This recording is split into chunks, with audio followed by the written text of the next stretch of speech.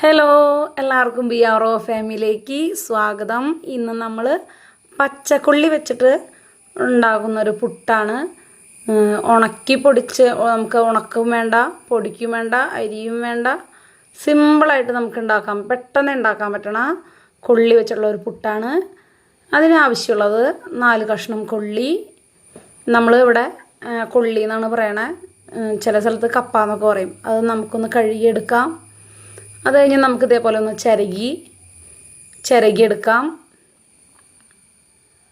4 കഷ്ണം കൊള്ളിയും ഞാൻ ഇങ്ങനെ ചിരകി എടുത്തിട്ടുണ്ട് കേട്ടോ. അത് കഴിഞ്ഞ് നമുക്കതൊന്ന് പിഴിഞ്ഞെടുക്കാം.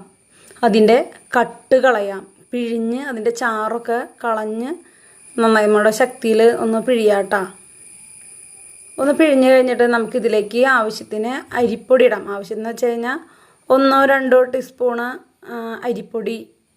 അതിപ്പോൾ നിങ്ങളുടെ വീട്ടിലുള്ള നൈസ് പൊടി ആയാലും കുഴപ്പമില്ല, പുട്ടുപൊടി ആയാലും കുഴപ്പമില്ല. ഒരു 3 എണ്ണം, ഞാനിപ്പോൾ ഇതിലൊരു 3 ടേബിൾ ടീസ്പൂൺ ഇട്ടിട്ടുണ്ട്. അത് കഴിഞ്ഞ് അതിലേക്ക് ആവശ്യത്തിന് ഉപ്പും കൂടിയും ചേർത്തിട്ടുണ്ട്.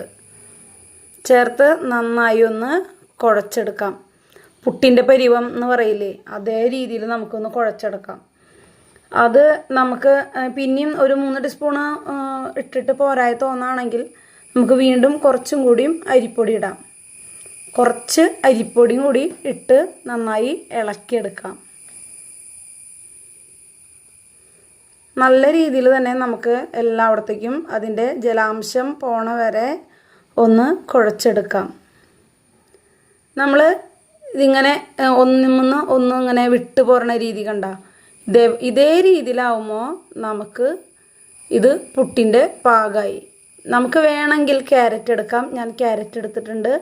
പിന്നെ നാളികേരം, പുട്ടുണ്ടാക്കാനായിട്ട് നാളികേരം.